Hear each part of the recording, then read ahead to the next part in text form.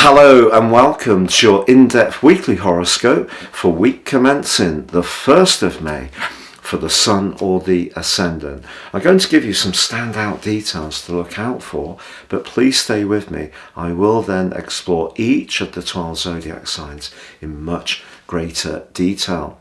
If you're a returning visitor, thank you so much for joining me once more. If you're new here, it's great to have you with us.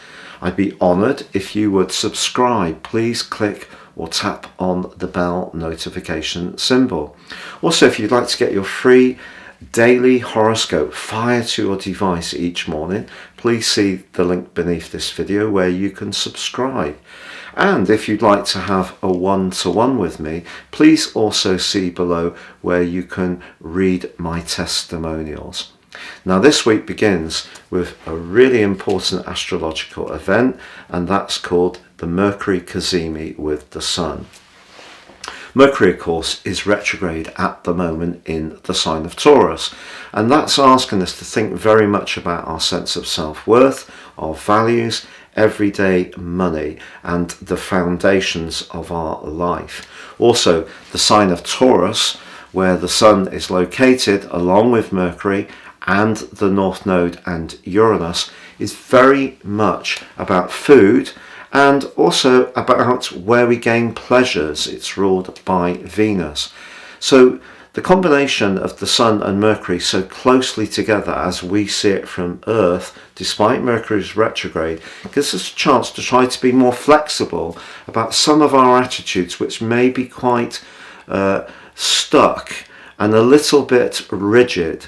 So if we can flex, that's a good thing. Now Uranus in Taurus, not its best location, is in a good alliance with Mars in Cancer, also in full.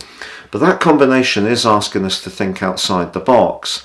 Now, of course, the main event this week is the Scorpio lunar eclipse, an exact mirror image of the Taurus lunar eclipse, which occurred on the 8th of November last year and predicated the financial crisis that we have been going through since then.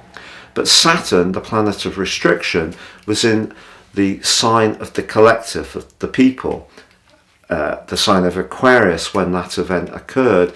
And that led to a lot of restriction for us all, but also a lot of outspoken pushing back around what's seen as perceived unfairness.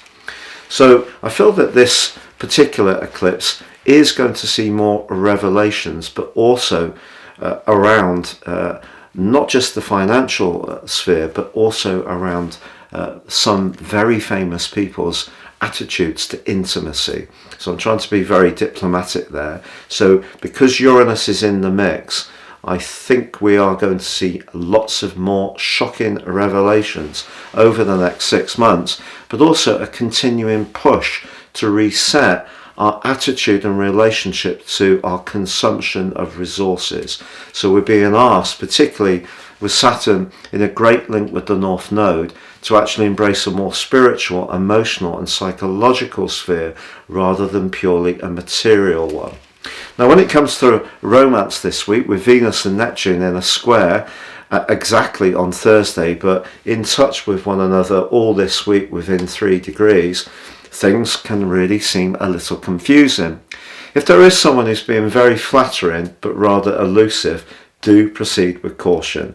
And that's the great thing about this Taurus energy this week, because it's asking us to gravitate towards the things that are really solid, tangible, and give us a sense of security. You know, whether it's making our own food from scratch, growing our own vegetables, going for a nice walk in the country, having a lovely cup of tea with someone we're very fond of. Those solid, secure things can be a great antidote to the swirling mist of Neptune applying to Venus, which can be very flirty, but also very deceptive. So if you do meet someone that you find to be very alluring, do proceed with a degree of caution.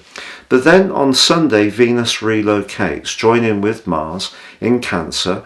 If you have or do make some changes to where you live this week, which wouldn't be a surprise, or some kind of rental or house purchase plan takes a lively step forwards, I feel that what Venus does is bring a more healing balm to the more aggressive energies of Mars, which of course is more action orientated, but a bit defensive and a bit moody in the sign of Cancer. So there's a little bit more of a softening as this week draws to a close, but a great opportunity to think about redecoration or some kind of family gathering or reunion.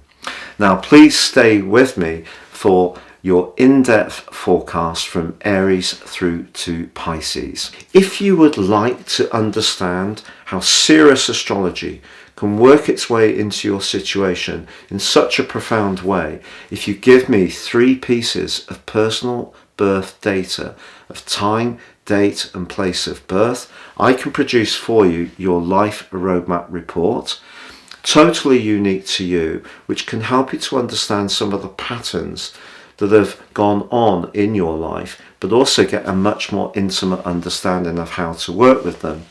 In my special package of 30% off, you can also get your 12-month personal forecast. This can give you Sirian insights for the months ahead, but if you don't know your time, my solar package, which I've recently developed, and if you are someone who really enjoys watching your sun forecast, if you don't know your ascendant, because you don't have an exact idea of your time of birth, then these charts can be very, very helpful to you. Again, the same package, 30% off. Please see the link below. So, Scorpio, your week commencing the 1st of May forecast sees the contact between the Sun and Mercury exact on Monday, the Cazimi, in your sector of relating. So, is Mercury retrograde going to cause some confusion around your interactions, or is it going to create an opportunity? I think there could be a bit of both, to be honest.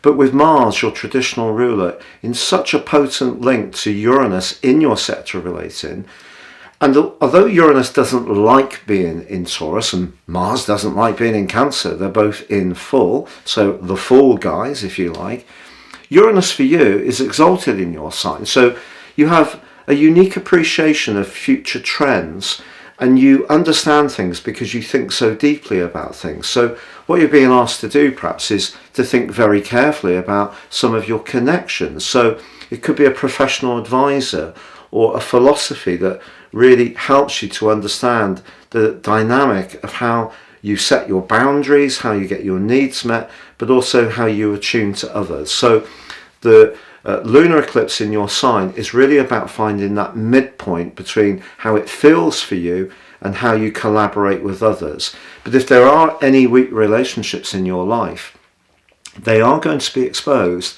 in the next 6 months. But that doesn't mean to say in a terminal way. Maybe they're going to be exposed in a way that needs some repair, some work, some revisiting, or deeper knowledge. Remember, the moon in Scorpio is as deep as it gets. It too in full, so we've had 3 full guys this week. But for you, I feel the next 6 months can give you so much more of a deeper understanding about what you need around all sorts of associations. We're not just talking romantically. And with Venus moving to the part of your situation to do with higher truths, although it does get seriously confused in its angle with Neptune and could see you hugely attracted to someone, even sexually this week, I feel by the end of the week it gives you a great opportunity to find clarity. So Mercury retrograde, yeah, we all know it can catch us out and bite us on the proverbial backside. But the Cazimi can also provide clarity, and with your ruler Mars in such a passionate angle with Uranus, despite them both being in more negative locations for us all collectively, for you, I feel that something can happen dramatically, quickly, but also give you a chance to connect or clarify in a really potent way.